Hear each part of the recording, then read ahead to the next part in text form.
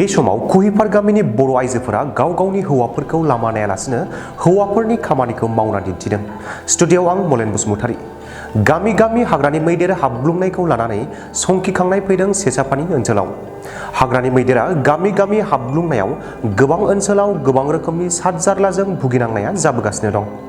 दिनै बेफोरबायदि थासारिखौ लानानै तामुलपुरनि सेसापानि बर' बाजार सकआव गला होनानै जाग्रा कुहिपार गामिनि साब्रैसो बर' आइजोफोरा गावसोरनि गामि फारसे हाबलांग्रा लामायाव हाग्राजों बुंफबनानै थानायलाय आरो हाग्रानि मैदेरा थांलाय फैलाय खालामबाय थाग्रा लामानि हाग्राखौ दानस्रांदों।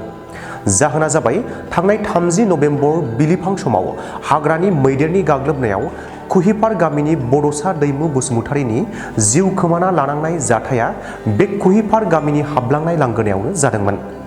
बेबादि जाथायखौ गिनानै आरोबाव दाजाथों, मैदेर फैना थाफैबा नुसनहरनाय बायदि सांग्रांथि लाबोनो थाखाय कुहिपार गामिनिफ्राय बर' बाजार फारसे फैग्रा लामानि सेर सेर थानाय हाग्रा बंग्राखौ दानस्रांदों बर' बाजार सकआव गला होनानै जाग्रा बर' आइजोफोरा। मानि थाखाय हाग्रा दाननाया माने जोङो दा रायजोफ्रा दानाखिसै नालाय, बेनिखायनो जोङो दखान होग्राया एसे गिनाय बायदि मोननानै दानदों। मानो होनबा जोंना घटनाया बावनो जादोंना, दाख्लै बावै माबा मोनसे गनेश बाबाया इयाव माबा सासे गथ'खौ जिउ माबा लांनायनि थाखाय जोङो दा गिबाय।